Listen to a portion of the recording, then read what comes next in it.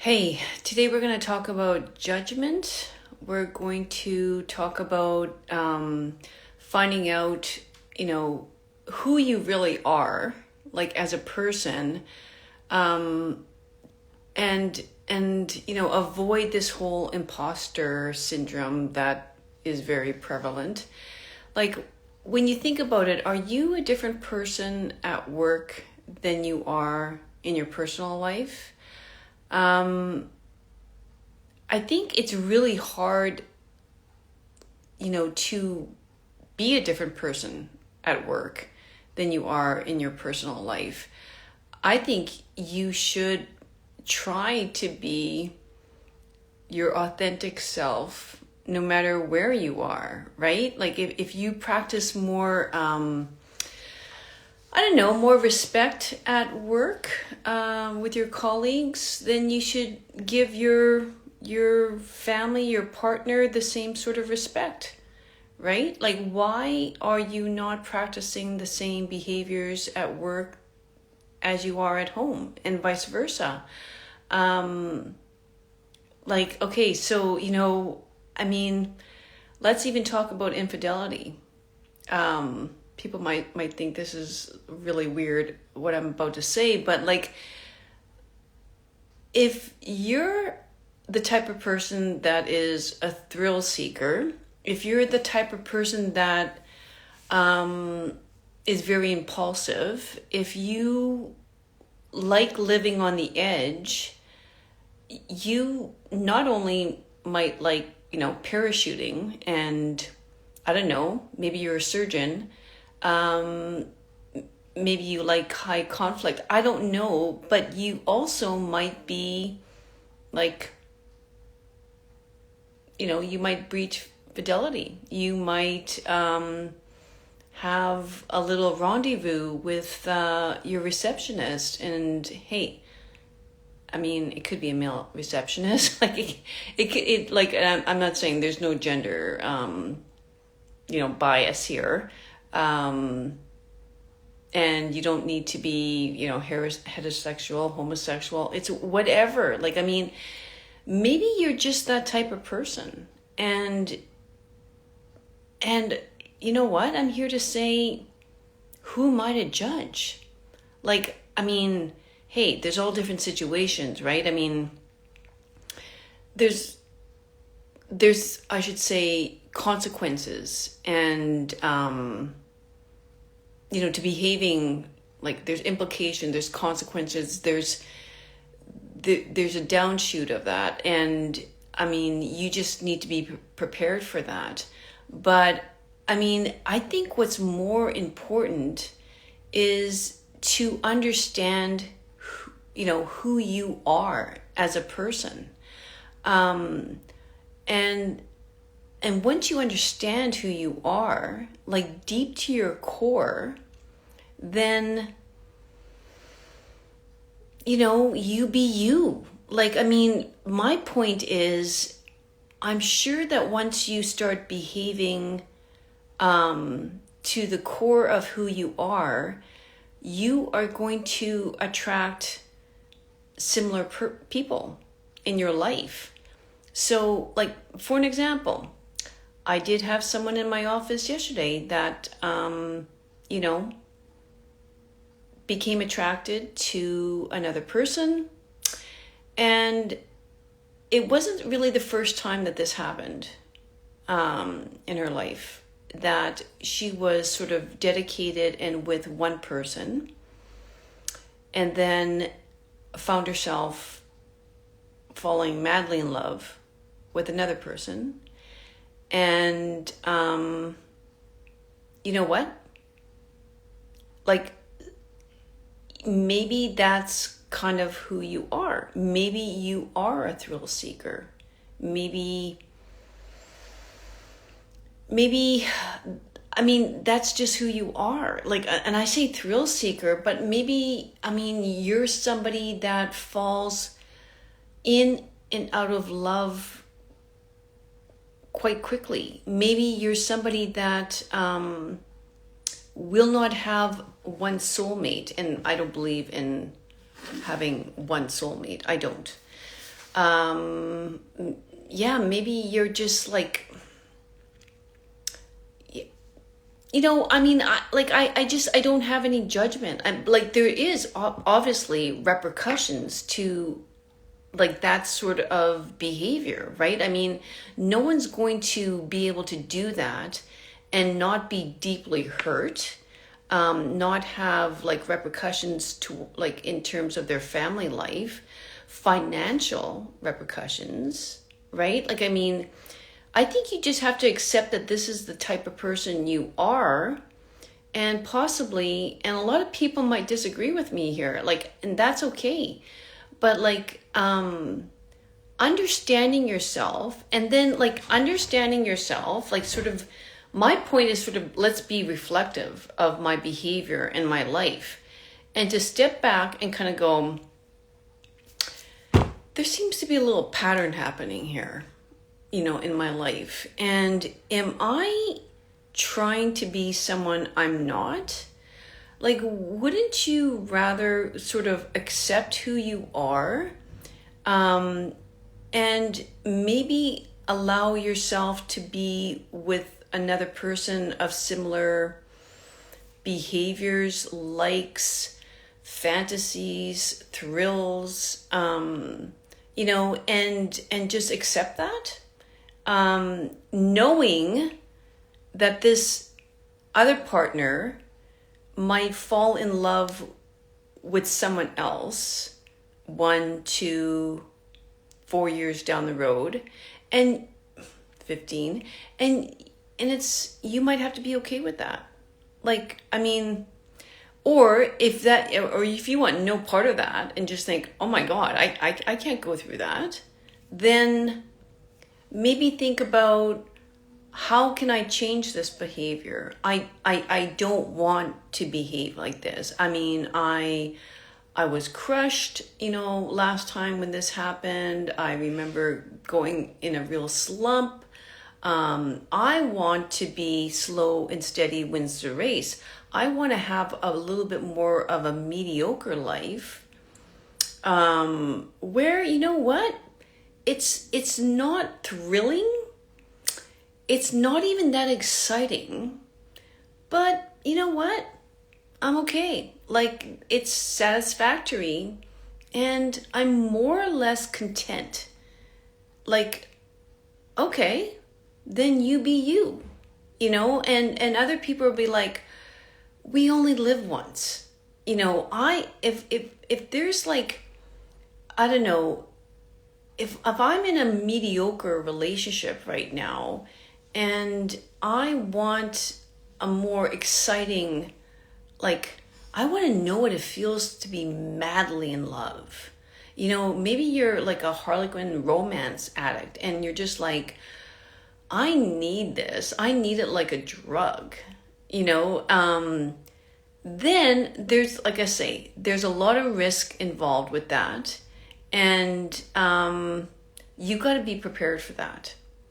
But to say one person is better than another person, I have no judgment. I have no judgment. Society might, have some judgment towards you. I don't. I just think everybody's their own special snowflake. And I think what could possibly be worse, I think many of us know couples that are together and are miserable, where they, where they're doing it, again, quote unquote, for the kids, and are just genuinely unhappy. Is that better? It's like, okay, your finances will be like safer. You won't have to go through a whole overhaul in your life. But I don't know. I think there's something, it's just like, how do you want to clock out of this life of yours? When you're on your deathbed, like, I think it's just, you have to think like, what do I want to, like, it's like, to me, there's all sort of, analogies you could use with this. Like, you could be someone that is like a real homebody, has not left your province in the last, 25 years of your life, province, state, whatever, and be okay with that. It's sort of like, I know what's, I know, I have my routine. I don't want any surprises. I don't, I like constant in my life. That's fine. And then you have the people that want, like, the travel bug is in their blood from the, from the moment that they were birthed. Like, I mean, they love adventure. These are the people that, love the roller coasters and love the thrills. That's fine too, so maybe you're a travel blogger. Maybe you're a journalist, I mean, who knows? Like, again, like, there's no judgment, right? And then there's these, that, like, even in work, even how you invest your money, like, at work, do you like a high-paced work? Like, again, are you the surgeon? Like, are you the person that's, like, on? Like, when they're at work, they're on. Like, there's no time for slip ups here. It's just like, that's not, like, and for you, anything else would be boring. Like, the thought of driving to work Monday to Friday, same route, same time of the day, seeing the same billboards, meeting the same colleagues, like, for 25 years, there's no change, and that might be perfect for you. That might just be the peace you love in your life. And then when you come home, maybe you have another passion, maybe you don't. I don't know. Like, it's just like, again, that's you. And maybe you're the type of person that wants to, invest in, diverse index funds and have your portfolio managed by someone, like a complete hands off, or you're a person like that in a marriage. Perhaps you're a woman. I'm going to say most women tend to feel like this, is that I'm going to give all my assets, my wealth or whatever, I'm going to let my husband manage all of our money because I simply don't, I'm not interested. I give my full trust in my partner. And I'm sure everything's going to work out well, that's not what I would recommend, but like, again, there's no judgment. But if that person comes to me and says, this is the way I've always approached things, I don't know, do you see, like, if that person's generally like curious about, perhaps one way being better than the other, like, I mean, I'm always going to give them pros and cons of everything, right? And let them decide. I mean, again, no judgment. And speaking of no judgment, I mean, honestly, like, that's something that we should really practice on a daily basis. Like, who's to say you're right and they're wrong? I just think, whatever behavior you adapt, okay, and within the confines of, the law, right? I mean, I'm not telling you to speed down the highway and, hey, you're a thrill seeker, you go do you, right? I mean, no, we have to obviously follow the law and stay within our legal boundaries. But putting that aside, I mean, again, I'm not going to judge anyone for leading a certain life the way they do. It's just, to me, it's like, is there resistance in that flow of life that you have right now? And if there is a resistance in your life, and AKA you're just like, there's something missing, you don't know what your life's purpose is, which is really important. You just can't find that right now, and you got this low grade, like, discontentment, being dissatisfied, and you look at your neighbor and you're like, they just seem so happy, Well, I'm also here to tell you that, like, find your own happiness from within. Do not depend on someone to give that to you. In other words, even back to the couple situation, two people in a relationship, it's risky to love someone. You got to realize, that's a huge risk that you're taking, because this person may be gone tomorrow. Your dog might be gone tomorrow. I don't care who or, what you're loving, but just know that the future is very uncertain and you never know. So you're taking a huge risk by falling in love with someone. And maybe it's not for everybody. I think the risk is worth it. And I am for a risk in many ways. I rather make a lot of mistakes and find out more of what I want than die, at some point and always wonder. And that just, that's for all different aspects of life, whether it's work, home, personal life, investing, finances, travel. I think it's your responsibility it's definitely your responsibility to find out more about yourself and what really feels good when you behave a certain way. I always try to have sort of a 3 month ahead sort of thing, first quarter, second quarter, but with my life in general, not with finances. And then I have these goals, and I'm kind of okay, so in the next 12 weeks, in the next 90 days, what am I trying to attain in different aspects of my life?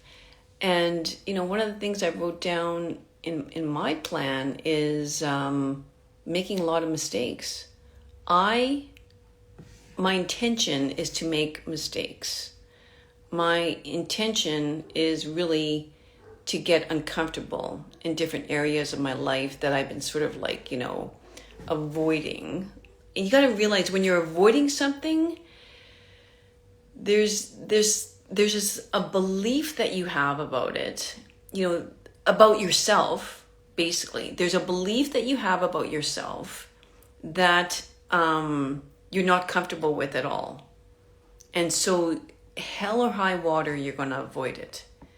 And, again, this is all different aspects of your life: work, home life. And, you have to ask yourself, why are you avoiding it? Just a certain thing, even for myself, I'm going to see my accountant later on this afternoon, and she just asked me to print out some reports, and she asked me that 4 or 5 days ago, and there's nothing there's nothing good nor bad about these reports. They're simply accounting reports.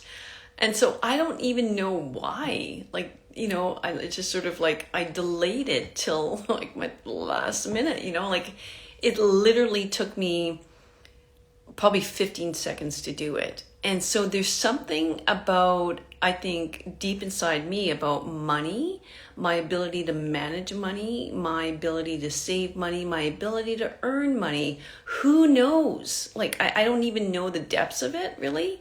But it's interesting to note these things. You know, like if you're avoiding something, you have this belief about yourself in regards to that one thing. You know, what is that belief about yourself? It's a belief that you don't care for, you rather ignore. So that's always a clue. Like, look at the things that you're avoiding in your life because there's a certain belief about it or certain meaning about it that you're just avoiding. Like, you don't want to believe it, but you believe it's true, and you don't like that part of you at all, or you don't like what this could, what this might be. My advice to you is to look it straight in the face and just do it. And then I think you're going to be pleasantly surprised. I mean, you could take the example of avoiding cleaning this closet. Like you might have this belief that it's, oh my God, it's going to take me forever. It's just like, and then it's going to start, and then I'm going to find all this stuff, and I'm going to have to find a new place for that, or I'm going to have to like dump it off here, or blah, blah, blah. And like, you're creating all these stories in your head. You don't even know if they're real. Often they're not. So that's my advice. And I start off by talking about, like, we all live two lives. We do. It's a life that we are living because we think we should be living it like this. And then there's a life that, we actually don't like living, and and the life we want to live instead. So, and I start off by just saying, are you the person at work that you are, like, alone, or in your head, or, There's something to be said about reality TV. No wonder people are sort of addicted. I have not watched one reality TV show in my life. I don't even, like, Kardashians? I don't know. Never watched one episode. I have no idea. Anyway, I gotta run. So, hope you enjoyed it. Hope it helped you.